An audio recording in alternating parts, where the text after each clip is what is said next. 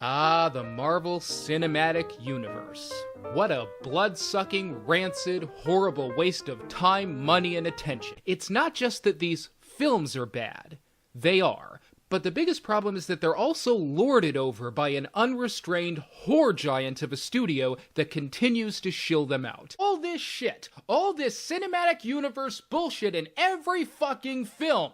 These are not Easter eggs. These are not even fucking trailers as I once deemed them. This is product placement for their own fucking products. These movies are being praised, or at the very least, refrained from being rightly criticized for reasons other than how good the movie is. You now can make the biggest piece of shit imaginable, and people will still like it so long as you connect it to this fucking universe.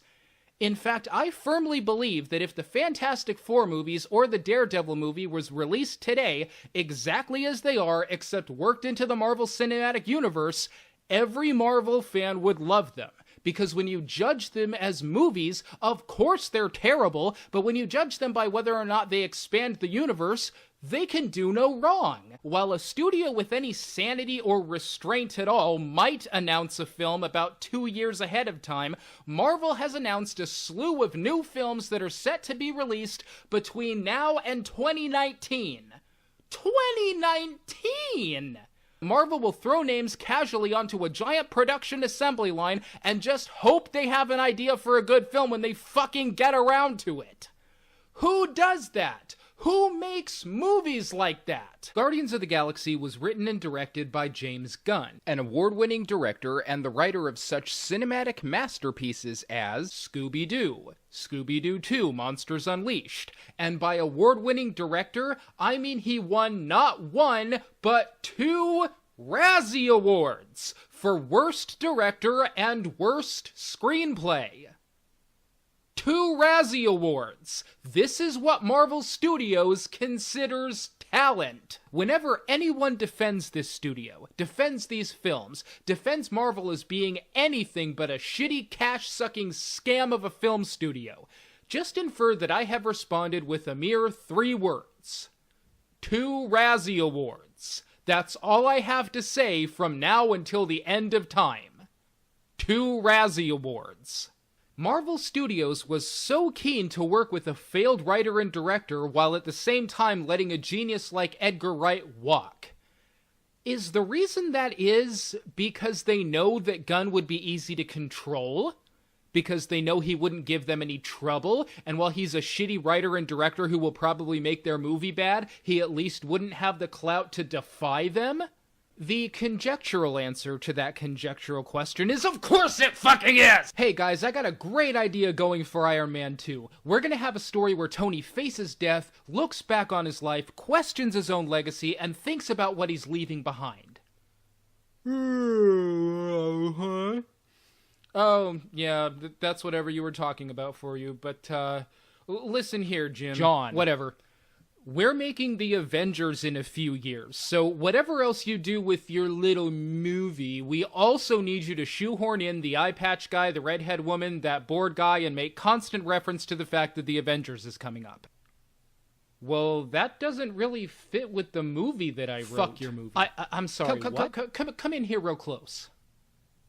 Fuck your movie. This is a commercial now. We've got shit to sell. I don't care if any of this doesn't fit. I don't care if this turns out bad. Everyone is gonna pay to see this no matter what we do.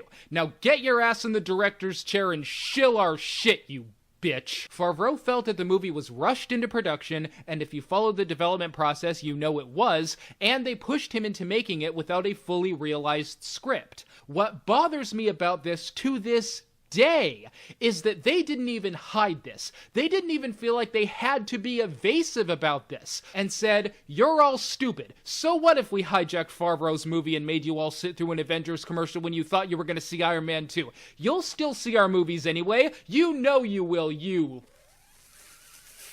fucks.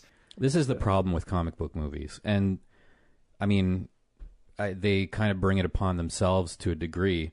Within the boundaries of the runtime of this film is what should be critically analyzed. But, you know, And I agree with that. I think we should just be talking about what the film is. But it's hard to do that when so many of these movies pull in so many references to things outside of the boundaries of that runtime. And it just opens itself up to being held against its source material, held against other movies within the universe, the cinematic universe it's building, held against its trailers, its marketing, blogs by movie writers, and held against the cinematic universes of other franchises that are competing with it. And it feels like it's impossible to review a film like this based on what the film is. A studio that puts their bottom line and their brand recognition over and above the hard work and talent of the people who actually make their movies is one that does not deserve the trust of anyone. Fuck's sake, John, stop being Marvel's bitch. They fucked your movie. They fucked his movie. They fucked the audiences that paid to see that movie. Mickey has no problem calling Marvel out on their bullshit. I'm not a Marvel fan. You're not a Marvel fan? No. Oh, interesting. Yeah. Are you a DC guy? I don't know what that means. Oh, okay. You're not a comic book fan? Yeah. I did a movie for Marvel, and, they cut the whole thing out. And it was like, I explained to the writer and to Jon Favreau that I wanted to bring some other layers and colors to the character, not just make this Russian a complete murderous, revenging bad guy. And they allowed me to do that. Unfortunately, the people at Marvel just wanted a one-dimensional bad guy, so most of the performance ended up on the floor. It's fucking too bad, but it's their loss. If they want to make mindless comic book movies, then I don't want to be a part of that. I don't want to have to care so much and work so hard and then fight them for intelligent reasoning. And just because they're calling the shots, I didn't work for 3 months on the accent and all the adjustments and go to Russia just so I could end up on the floor, because that can make somebody say at the end of the day, fuck 'em, I'm just gonna mail it in. But I'm not that kind of guy. I'm never going to mail it in. Mickey, you get it now, but you didn't get it then. They don't care if you mail it in. They do just want to make mindless comic book movies. One-dimensional characters is all they want. They don't give a shit how good any of these movies are. They know that whatever their fucking logo is on will sell. You have to fight for that, though, to bring layers to the character. Otherwise, if you're working for the wrong studio, or let's say a director that doesn't have any balls, then they're just gonna want it to be the evil bad guy. So if you're working with some good studio guys that got brains, and you're working with a director that has a set of nuts that'll let you incorporate that, then it's fun. Otherwise, you end up with what happened on Iron Man. Fucking thank you! Marvel Studio likes to play it safe, doesn't take any risks, and just churns out the same shit over and over again. Making good films should not be a risk. It should be a studio's fucking mission statement. Rourke got fucked the same way Wright got fucked, the same way Favreau got fucked, the same way Norton got fucked. This was an actor who was fired from this studio in the most bullshit public display I have ever seen. In an official statement from Marvel, they said the following: "We have made the decision not to bring Ed Norton back to portray the title role of Bruce Banner in the Avengers. Our decision is definitely not one based on monetary factors, but instead rooted in the need for an actor who embodies the creativity and collaborative spirit of our other talented cast members. The Avengers demands players who will thrive working as part of an ensemble, as evidenced by Robert, Chris H., Chris E., Sam, Scarlett, and all of our talented casts." So I guess in addition to all the other grievances I've laid out here, we can add unprofessional to the list of fucking shit that Marvel pulled, because holy shit! The bullet points to this statement are as follows. Apparently, Edward Norton isn't as creative as the rest of the cast. Apparently, he can't work as part of an ensemble. And apparently, he wasn't passionate enough about the role. Unlike all the other actors who just added so much depth to their characters. Will someone please explain to me what is the quantifiable difference between the redhead character and the guy with the arrows character, aside from the genitals? Personally, I think that Norton was fired for the heinous crime of refusing to be Marvel's bitch. People who are constantly being alienated and fucked by this studio are the people who actually make art. And then there's James Gunn. 2 Razzie Awards! Remember way back when I reviewed Star Trek Into Darkness and said that the stupid Marvel movies were making movies worse and everyone said that's bullshit, the Marvel movies are making things great, and then the Amazing Spider-Man 2 came out and it was overly complicated and shoehorned in things that didn't need to be there in order to establish a cinematic universe at the expense of the actual film, and then we heard that DC was fast-tracking a Justice League movie and sacrificing the new Superman film to the movie gods in order to do this, and everyone cried foul because so many movies are being gutted and strip-mined to make way for more cinematic universes, thus proving my claim that the stupid Marvel movies are making movies worse! Remember that? You're wasting your life making shit! Nobody cares! These movies are terrible!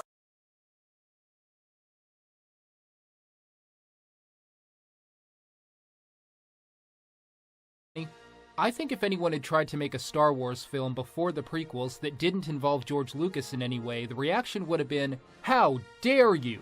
You can't make a Star Wars film without George Lucas? Heresy, I say."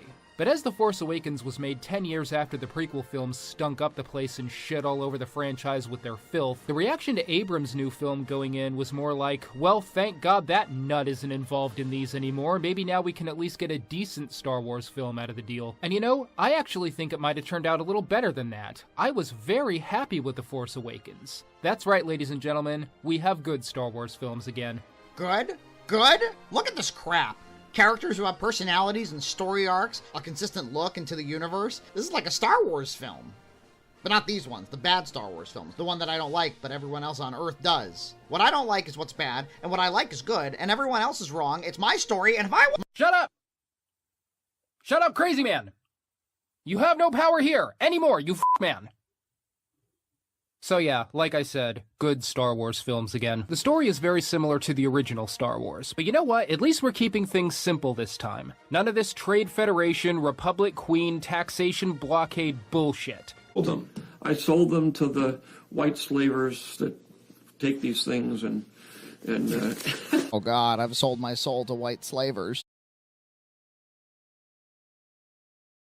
So what we got instead was this amazing compromise between the two. The film hits a stride of old and new in almost perfect measure. Sometimes we get visuals that take us right back to the originals, and sometimes the feel has a more modern sensibility. This works well a lot of the times, sometimes it doesn't, but the result is a film that feels as though it's not stuck in the past, but isn't leaving the past completely behind either. No, you're still holding on!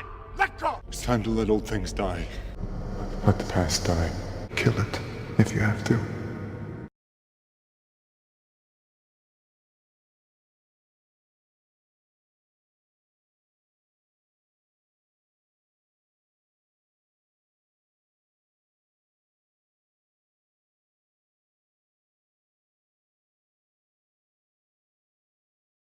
Spoiler-free review of Avengers Infinity War. I'm going to keep it very low on spoilers, as in none. This somewhat including Thanos. We know that a large part of his backstory was cut, and that's true, but he definitely feels great in this movie. Like, he gets developed, he has a great character kind of through line, connects him through everything, and he feels menacing. After like 7 years of build-up, you understand why he was built up as this ultimate end to the MCU. And while yes, I understand a lot of people are going to be mad that there are some changes made from the comic book, and by some I mean a lot of them, that could have never worked. This is like another interpretation instead of an adaptation like a lot of the MCU has done. It comes down to is it the best comic book movie of all time? Well, personally, I think it is, but it's not my favorite. Now let me kind of explain this to you guys.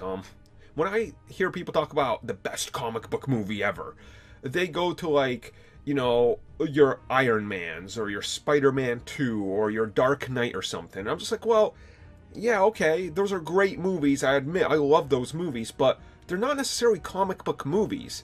They stripped away a lot of elements of the characters from the comics in all of those films. So you're missing the whole comic book film aspect. Like in The Dark Knight, for example, Chicago is just Chicago. It's not Gotham, right? They completely devoided it of that from Batman Begins. Spider-Man 2, yeah, it's a great movie. It's one of my favorites. But you guys know that for everything I love about that movie, they don't necessarily nail Spider-Man good. And Peter Parker's, half and half. So it's like, alright, so it's really not the best. But when you think about a comic book come to life in the most insane ways possible, doing the insanity that the comics do, Avengers Infinity War does that, and then some. It really is something you have to watch and truly understand that if it wasn't for 10 years of careful planning, you would not have this movie, and this movie would not work. It's not the Avengers again, because it can't be, because that was the most special lightning in a bottle you could ask for comic book movies. But it is something that comic book fans have been wanting ever since the first comic book team-ups. It might not make my top 10 comic book movies of all time. Hell, it might not even be my top 25. There's other movies I like way more. But when it comes down to it, what this movie does, how much it juggles, how much it handles, and what it does for the comic book movies, and what it's going to represent for the MCU, and what it does represent, and all the stakes, and how well it handles it. You compare it to some of those other movies, you go, this is the best comic book movie we've ever had, because it feels like the insanity of comic books. And it truly is that. This movie, from start to finish, is just, it's an insane ride, worth watching. And it's going to be a movie that truly does stand in the pantheons of the greatest comic book films ever. Right up there with Avengers, and X-Men 2, and The Dark Knight, and Spider-Man 2. It's up there with these, because it's amazing. And if you're like a fan of the Watchmen book, like, god damn, the movie is practically the book. It's especially the Ultimate Cut. It's like the same goddamn thing as the book. The only thing that's like really changed is the ending. And like a couple character moments are like switched around. Like Silk Spectre gets a couple lines that she didn't have in the book.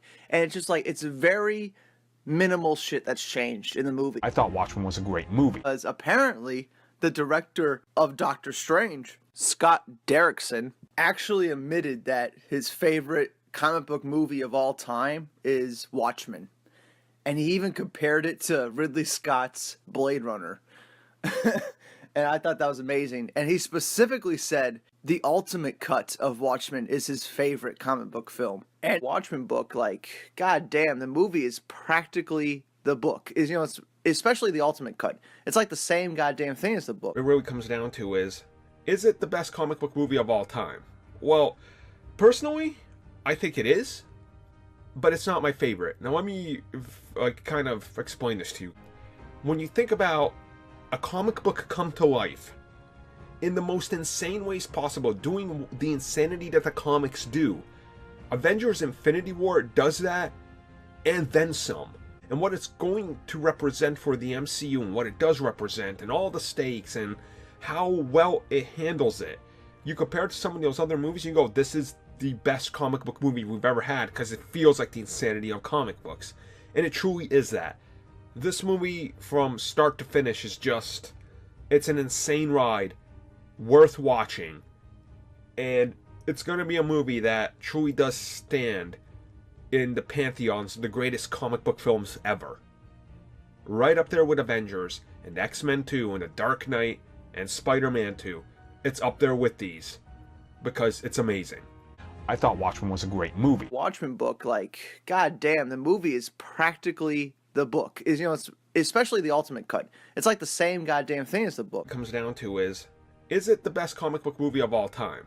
Well, personally, I think it is, because it's amazing.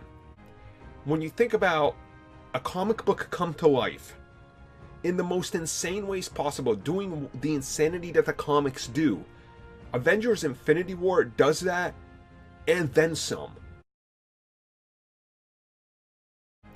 When you think about a comic book come to life in the most insane ways possible, doing the insanity that the comics do, Avengers Infinity War does that, and then some. While yes, I understand a lot of people are going to be mad that there are some changes made from the comic book, and by some I mean a lot of them, that could have never worked. This is like another interpretation instead of an adaptation like a lot of the MCU has done. This is why you're stupid. Boot it. Go with the higher percentage shot. Put yourself in a position where you have the greatest opportunity and chance to succeed, and that's rebooting. Because they lost. Look, you can deny that they've lost the audience all you want. Just go back and look at the Justice League numbers. Because that was the referendum on what the audience thinks of the DCU so far. That's it.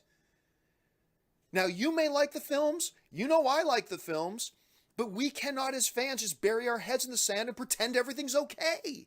Because it's not. The audience has abandoned this freaking cinematic universe. They voted on it by not going to see Justice League because they had given up on the DCEU. The answer is not, let's just keep walking in the direction we're going and maybe we'll fall into a pot of gold. That's not the answer.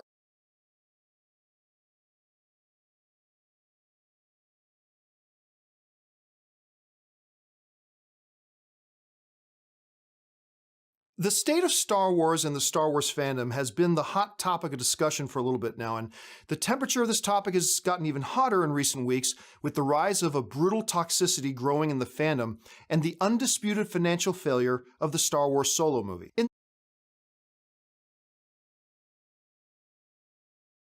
Under the leadership of Kathleen Kennedy. Some I've liked, some I've loved. And as someone who has liked all these films, I am here to say this. That despite the fact that the Star Wars movies have made over $4.5 billion under her leadership, it is time for Kathleen Kennedy to step down as the head of Lucasfilm. Let's say now Solo comes out, and by the way, there is nothing to suggest Solo is going to be anything but a hit. But let's entertain the question. What happens if Solo comes out and just falls flat on its face? What if Solo comes out, makes $400 million at the box office,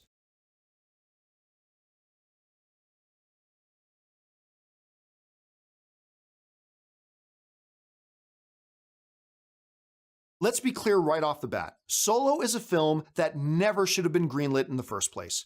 I'm somebody who really likes Solo, but me liking it doesn't change the fact that doing a Han Solo movie without Harrison Ford, while not impossible, was ill-advised to begin with. By the way, there is nothing to suggest Solo is going to be anything but a hit. That if under Kathleen Kennedy's reign, they put out 4 films, 3 of them are smash hits and only 1 of them didn't work, to then say Kathleen Kennedy might be on thin ice. It feels preposterous to say that. 1 out of 4. Let's just keep moving forward. Whatever. Then just keep going. Just keep going. All of our tires are flat and the engine is pouring smoke out of the car. Doesn't matter. Just keep going. But the result of your DCEU just ended up with a tragic Justice League.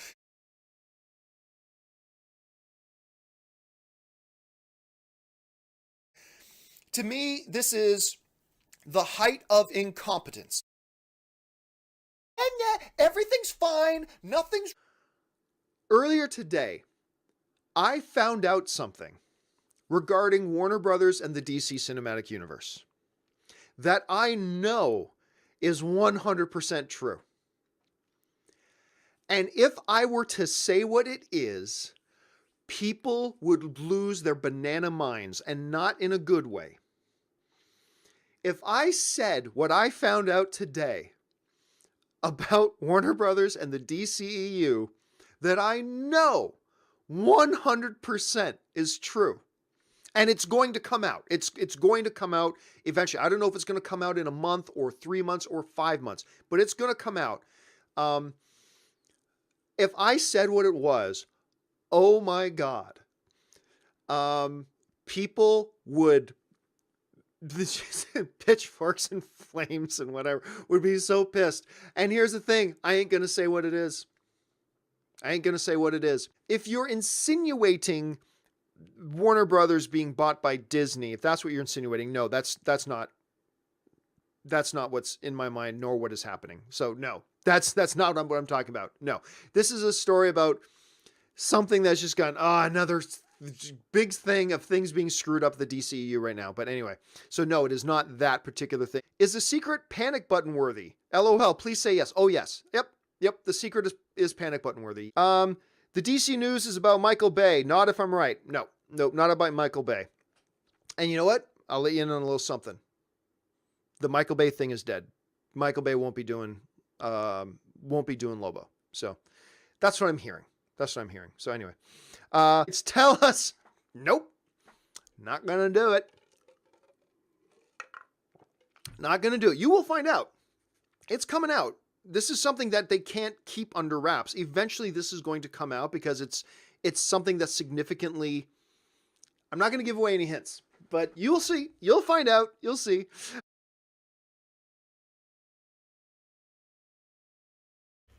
He's got earth-shattering news.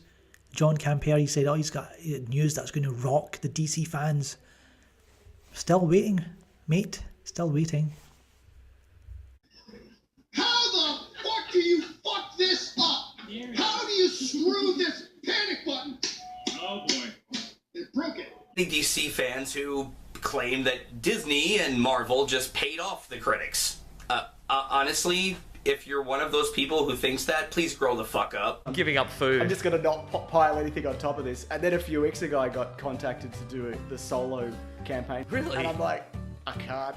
Like, it's knowing that it's just, wow. It was quite a bit of money that I was just, I can't promote. Please grow the fuck up. He said that he was very proud of the Rotten Tomato scores.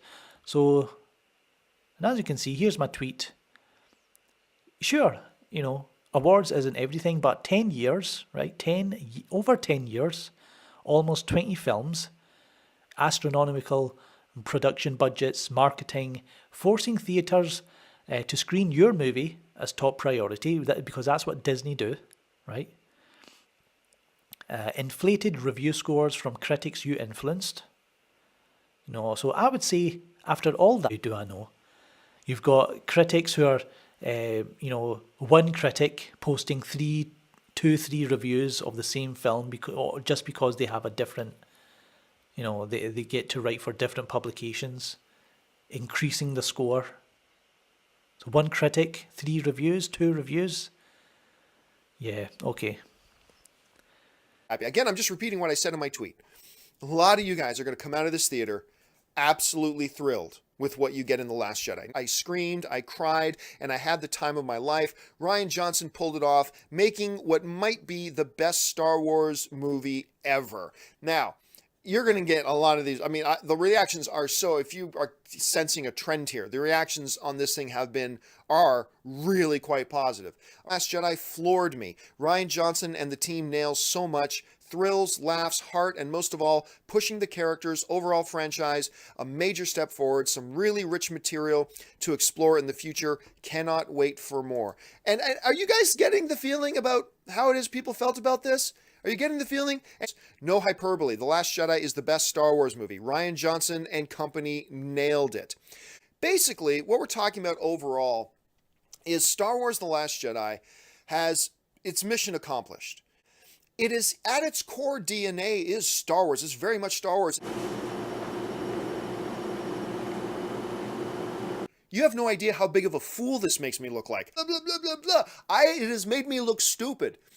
Lots of things end up making me look stupid. I'm very easy to look stupid. Just look at this face.